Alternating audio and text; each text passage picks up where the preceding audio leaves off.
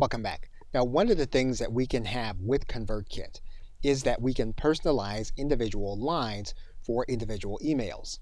For example, if we were to come to this line and we were to click this button, we can then add in a certain level of personalization. What we can do here is to personalize an email based on subscriber tags. So what we're going to do here is we're going to click subscriber tags. And we're going to see a level of code here in this area. Now we want to make sure that we have the subscriber tag exactly how it is inside of our ConvertKit system. Now we basically have filled in this personalization by saying if the individual receiving the email has this tag, then we want them to see this string of text. Otherwise, if they don't have the tag, we want them to say this string of text. And it is another level of personalization for our email.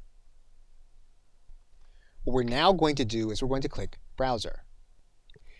And you'll see here that when we do the preview, you'll notice then that we have our string of text for the individual that has the tag. What we're now going to do is click Save, and we're now going to click Next Step. Now that our email is ready, we can either schedule the email for a specific time or we can send it immediately. We can choose to save this draft.